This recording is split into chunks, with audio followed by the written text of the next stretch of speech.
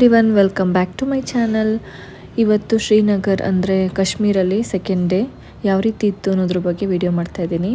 ಇವತ್ತು ಆಲ್ರೆಡಿ ನಿಮ್ಮೆಲ್ಲರಿಗೂ ಗೊತ್ತು, ನಿನ್ನೆ ನಾವು ಹೌಸ್ ಬೋಟಲ್ಲಿ ಸ್ಟೇ ಆಗಿದ್ವಿ ಅಲ್ವಾ. ಇವತ್ತು ಬೆಳಿಗ್ಗೆನೇ ಅರ್ಲಿ ಮಾರ್ನಿಂಗ್ ತಿಂಡಿ ತಿಂದ್ಕೊಂಡು ಅಲ್ಲಿಂದ ಹೊರಡ್ತಾ ಇದ್ದೀವಿ. ಹೊರಡೋದಕ್ಕಿಂತ ಮುಂಚೆ ಸ್ವಲ್ಪ ಫೋಟೋಸು ವೀಡಿಯೋಸ್ ಎಲ್ಲ ತೊಗೊಂಡ್ವಿ ಎಲ್ಲರೂ. ಅದಾದಮೇಲೆ ಎಲ್ಲರೂ ಒಟ್ಟಿಗೆ ಹೋಗ್ತಾ ಇದ್ದೀವಿ. ಅಂದರೆ 2 ಬೋಟಲ್ಲಿ ಹೋಗ್ತಾ ಇದ್ದೀವಿ. 22 ಮೆಂಬರ್ಸ್ ಇರೋದ್ರಿಂದ, ಜೊತೆಗೆ ಲಗೇಜಸ್ ಇರೋದ್ರಿಂದ 2 ಬೋಟಲ್ಲಿ ಹೋಗ್ತಾ ಇದ್ದೀವಿ. ಈಗ ಸುಮಾರು ಟೈಮು 8:30 ಆಗಿದೆ. ತುಂಬಾ ಚಳಿ ಇದೆ, ಅದ್ರ ಬಗ್ಗೆನೇ ಮಾತಾಡ್ತಾ ಇದ್ದಾರೆ.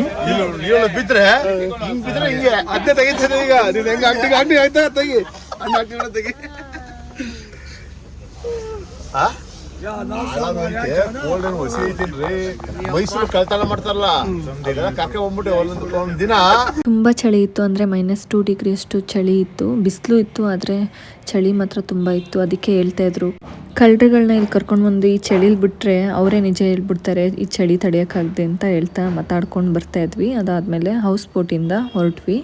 ನೆಕ್ಸ್ಟ್ ನಮ್ಮ ಪಯಣ ಎಲ್ಲಿಗೆ ಅಂತಂದ್ರೆ, ಬುಡ್ಗಾಮ್ ಡಿಸ್ಟ್ರಿಕ್ಕಲ್ಲಿರುವಂತಹ ದೂದ್ ಪತ್ರಿ ಅನ್ನೋ ಒಂದು ಪ್ಲೇಸು.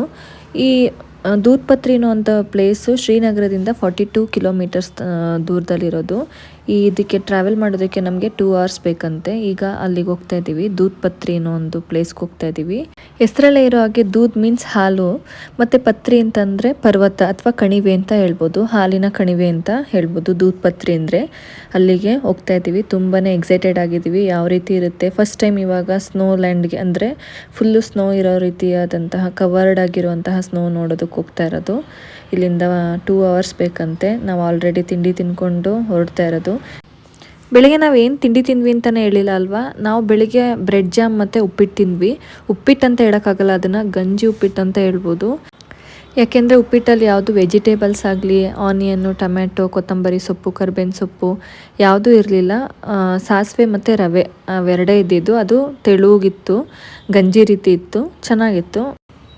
ಈಗ ನಾವು ಬುದ್ಗಮ್ ರೋಡಲ್ಲಿ ಹೋಗ್ತಾ ಇದ್ದೀವಿ. ಆನ್ ದಿ ವೇ ಹೋಗ್ತಾ ಮೆಡಿಕಲ್ ಸ್ಟೋರ್ ಹತ್ರ ಸ್ಟಾಪ್ ಮಾಡಿ ಸ್ವಲ್ಪ ಮೆಡಿಸನ್ಸ್ ತೊಗೋಬೇಕಿತ್ತು. ಅಂಜಲಿ ಅವರು ಅದು ತೊಗೊಂಡ್ರು. ಅದಾದಮೇಲೆ ಅಲ್ಲಿಂದ ಮತ್ತೆ ಹೊರಡ್ತಾ ಇದ್ದೀವಿ. ನೀವಿಲ್ಲಿ ಮನೆಗಳಾಗಲಿ ಬಿಲ್ಡಿಂಗ್ಗಳಾಗಲಿ ನೋಡ್ಬೋದು, ಮೇಲ್ಗಡೆ ಟ್ರಯಾಂಗಲ್ ಶೇಪೇ ಇರುತ್ತೆ. ಯಾಕೆಂದರೆ ಸ್ನೋಫಾಲ್ ಆಗಿರುತ್ತಲ್ವ, ಇಲ್ಲಿ -1 ಡಿಗ್ರಿ ಇರೋದ್ರಿಂದ ಸ್ನೋಫಾಲ್ ಆದಾಗ ಅದು ಈಸಿಯಾಗಿ ಕೆಳಗಡೆ ಫ್ಲೋ ಆಗಿ ಮನೆಗೆ ಪ್ರೊಟೆಕ್ಷನ್ ಇರಲಿ ಅನ್ನೋದು ರೀಸನ್ಗೋಸ್ಕರ ಎಲ್ಲ ರೂಫ್ಗಳು ಕಾಮನ್ ಆಗಿ ಕಾಶ್ಮೀರಲ್ಲಿ ಟ್ರಯಾಂಗಲ್ ಶೇಪೇ ಇರುತ್ತೆ. ಹಾಗೆಯೇ ನಾವಿಲ್ಲಿ ಪೈನ್ ಟ್ರೀಗಳನ್ನ ಕಾಮನ್ ಆಗಿ ಕಾಶ್ಮೀರಲ್ಲಿ ನೋಡ್ಬೋದು. ಇಲ್ಲಿ ನೀವು ನೋಡ್ತಾ ಇದ್ದೀರಲ್ಲ, ಇದೆಲ್ಲವೂ ಕೂಡ ಪೈನ್ ಟ್ರೀಗಳು. ಜೊತೆಗೆ ಇಲ್ಲಿ ಆ್ಯಪಲ್ ಟ್ರೀಗಳನ್ನೂ ತೋರಿಸ್ತೀನಿ. ಇದೆಲ್ಲ ಆ್ಯಪಲ್ ಟ್ರೀಗಳು. ಈಗ ಸೀಸನ್ ಅಲ್ಲ, ಆ್ಯಪಲ್ಗೆ ಸೀಸನ್ ಯಾವಾಗ ಅಂತಂದರೆ ಆಗಸ್ಟ್, ಸೆಪ್ಟೆಂಬರ್ ಮತ್ತು ಅಕ್ಟೋಬರ್ ಅಂತ ಹೇಳ್ಬೋದು. ಅದರಲ್ಲೂ ಪೀಕ್ ಸೀಸನ್ ಆ್ಯಪಲ್ಗೆ ಯಾವುದು ಅಂತಂದರೆ ಸೆಪ್ಟೆಂಬರ್ ಅಂತ ಹೇಳ್ಬೋದು. ನಾವೀಗ ಆಲ್ರೆಡಿ ದೂದ್ ಪತ್ರಿ ಪ್ಲೇಸ್ನ ನೋಡ್ತಾ ಇದ್ದೀವಿ. ಇನ್ನೇನು 1 ಕಿಲೋಮೀಟರ್ಗೆ ನಾವು ಅಲ್ಲಿ ಹೋಗಿ ತಲುಪ್ತೀವಿ.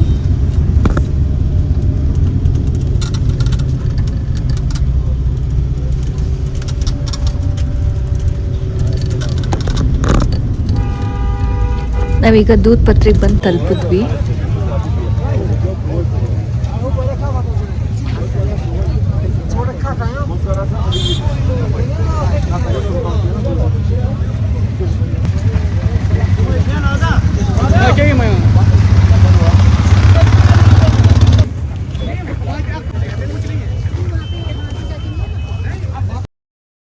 ನೀವು ಸುತ್ತ ವ್ಯೂ ನೋಡಿ ಎಷ್ಟು ಸೂಪರ್ ಆಗಿದೆ ಅಂತ. ಪೈನ್ ಟ್ರೀಗಳನ್ನ ನೋಡ್ಬೋದು, ಜೊತೆಗೆ ಸ್ನೋ ಲ್ಯಾಂಡು ಕೂಡ ಇದೆ. ಇದೇ ದೂದ್ ಪತ್ರಿ. ನಾವು ಆನ್ ದಿ ವೇ ಬರ್ತಾನೆ ಗಮ್ ಬೂಟ್ಸ್ಗಳನ್ನ ಬಾಡಿಗೆಗೆ ತೊಗೊಂಡು ಅದನ್ನು ಹಾಕ್ಕೊಂಡು ಬಂದಿದ್ದೀವಿ. ಯಾಕೆಂದರೆ ಸ್ನೋ ಲ್ಯಾಂಡಲ್ಲಿ ಸ್ಲಿಪ್ಪರಿ ಇರುತ್ತೆ, ಅದಕ್ಕೋಸ್ಕರ ಕಂಫರ್ಟೇಬಲ್ ಆಗಿರಲಿ ಅಂತ ಗಮ್ ಬೂಟ್ಸ್ಗಳು ಹಾಕ್ಕೊಂಡಿದ್ದೀವಿ ಎಲ್ಲರೂ. ಗ್ರೂಪಲ್ಲಿ ಎಲ್ಲರೂ ಮಾತಾಡಿಕೊಂಡು ಇಷ್ಟು ಟೈಮ್ಗೆ ವಾಪಸ್ ರಿಟರ್ನ್ ಆಗಬೇಕು ಅಂತ ಹೇಳಿದರು. ಅಲ್ಲಿ ತನಕ ಎಲ್ಲರೂ ಹಾರ್ಸ್ ರೈಡಿಂಗ್ ಇರ್ಬೋದು, ಬೈಕ್ ರೈಡಿಂಗ್ ಇರ್ಬೋದು, ಮತ್ತು ಸ್ನೋ ಅಲ್ಲಿ ಒಂದಷ್ಟು ಎಂಜಾಯ್ಮೆಂಟ್ ಎಲ್ಲ ಮಾಡಿಕೊಂಡು ವಾಪಸ್ ರಿಟರ್ನ್ ಬಂದ್ವಿ. ತುಂಬಾ ಚೆನ್ನಾಗಿತ್ತು. ಹಾಗೆಯೇ ಹಾರ್ಸ್ ರೈಡಿಂಗ್ ಮೂಲಕ ವಾಟರ್ಫಾಲ್ಸ್ ಪಾಯಿಂಟ್ ಕರ್ಕೊಂಡು ಹೋಗ್ತಾರೆ. ಅಂದರೆ ಶಾಲಿಗಂಗಾ ರಿವರು ಸ್ಟ್ರೀಮ್ ಆಗಿ ಹರಿಯುತ್ತೆ. ಅದೇ ಮೇನ್ ಅಟ್ರಾಕ್ಷನ್ ಈ ದೂದ್ ಪತ್ರಿಯಲ್ಲಿ.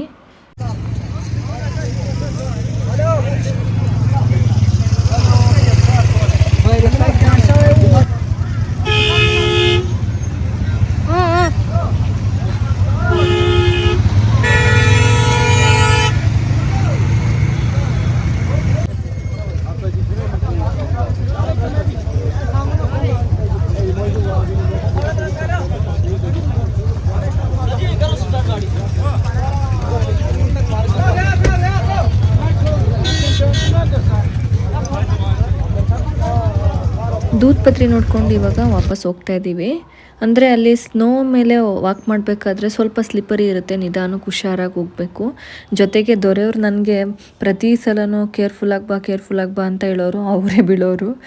ಏಕೆಂದರೆ ಅಲ್ಲೆಲ್ಲ ಸ್ಲೋಪ್ಸ್ ಇರುತ್ತೆ, ಅದರಲ್ಲೆಲ್ಲ ತುಂಬಾ ಸ್ಲಿಪ್ಪರಿ ಇರುತ್ತೆ, ಅದರಿಂದ ಸ್ವಲ್ಪ ಕೇರ್ಫುಲ್ಲಾಗಿ ವಾಕ್ ಮಾಡಬೇಕಲ್ಲೆಲ್ಲ.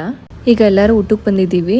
ಊಟಕ್ಕೆ ವೆಜ್ ಮತ್ತು ನಾನ್ ವೆಜ್ ಎರಡೂ ಇತ್ತು. ನಾವು ವೆಜಿಟೇರಿಯನ್ ಊಟ ಮಾಡಿದ್ವಿ, ಅಂದರೆ ರೋಟಿ ಮತ್ತು 2 ಗ್ರೇವಿನ ಕೊಟ್ಟಿದ್ರು, ಮತ್ತು ರೈಸ್ ಮತ್ತು ದಾಲ್ ಕೊಟ್ಟಿದ್ರು. ನೆಕ್ಸ್ಟ್ ಅಲ್ಲಿಂದ ಗುಲ್ಮಾರ್ಗ್ ಹೋಗ್ತಾ ಇದ್ದೀವಿ. ಅಲ್ಲೇ ಹೋಟೆಲಲ್ಲಿ ಸ್ಟೇ ಆಗೋಣ ಅಂತ ಹೇಳಿದ್ದಾರೆ ಗುಲ್ಮಾರ್ಗಲ್ಲಿ.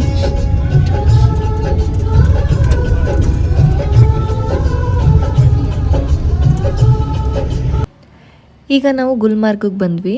ಹೋಟೆಲ್ ಖಲೀಲ್ ಪ್ಯಾಲೇಸಿಗೆ ಬಂದಿದ್ದೀವಿ. ಇದು ನಮ್ಮ ರೂಮು. ಹೇಗಿದೆ ಅಂತ ನೋಡೋಣ ಬನ್ನಿ. ಎಂಟ್ರೆನ್ಸಲ್ಲಿ ಒಂದು ವಾರ್ಡ್ರೋಬ್ನ ಕೊಟ್ಟಿದ್ದಾರೆ, ಅದರಲ್ಲಿ ಪಿಲ್ಲೋ ಮತ್ತು ಬೆಡ್ಶೀಟ್ ಇದೆ.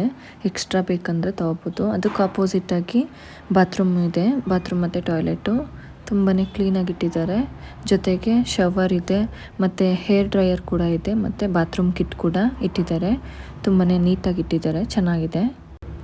ಹಾಗೆಯೇ ಮಿರರಿಂದ ಮುಂದೆ ಹೋದರೆ ಯಾವ ರೀತಿ ಇದೆ ರೂಮು ಅಂತ ನೋಡೋಣ ಬನ್ನಿ.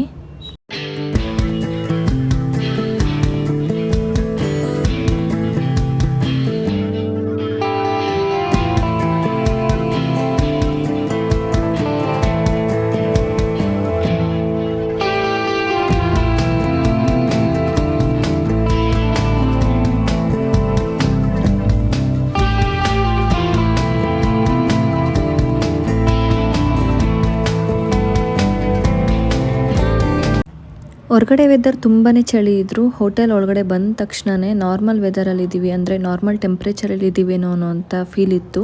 ಆ ರೀತಿ ಹೀಟರ್ಸ್ ಎಲ್ಲ ಹಾಕಿ ತುಂಬಾ ನೀಟಾಗಿ ಹೋಟೆಲ್ನ ಮೇಂಟೈನ್ ಮಾಡಿದರು, ತುಂಬ ಚೆನ್ನಾಗಿತ್ತು. ನಾವು ಹೋಟೆಲ್ಗೆ ಬಂದ ತಕ್ಷಣವೇ ವೈಫೈ ಕನೆಕ್ಟ್ ಮಾಡಿಸ್ಕೊಂಡು ಅದಾದಮೇಲೆ ಗ್ರೀಷ್ಮ ಮತ್ತು ಅನ್ವಿಕಿಗೆ ಫೋನ್ ಮಾಡಿದ್ವಿ. ದೊರೆಯವ್ರು ಮಾತಾಡ್ತಾ ಇದ್ದಾರೆ, ನಾನು ವೀಡಿಯೋ ಮಾಡ್ತಾಯಿದ್ದೀನಿ. ಮಕ್ಕಳ ಜೊತೆ ಮಾತಾಡ್ಕೊಂಡು ಸ್ವಲ್ಪ ಹೊತ್ತು ರೆಸ್ಟ್ ಮಾಡಿ ಅದಾದಮೇಲೆ ಫ್ರೆಶ್ ಅಪ್ ಆಗೋಷ್ಟರಲ್ಲಿ ಡಿನ್ನರ್ ಟೈಮ್ ಆಗಿತ್ತು. ಆಮೇಲೆ ಎಲ್ಲರೂ ಒಟ್ಟಿಗೆ ಊಟ ಮಾಡ್ತಾ ಇದ್ದೀವಿ.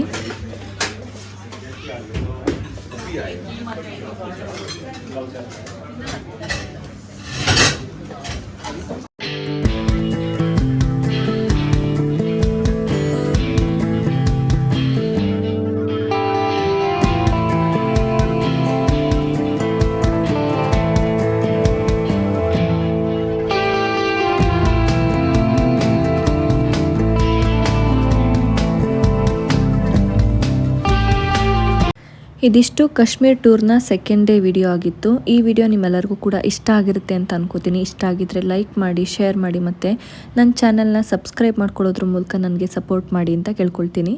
Thank you for watching.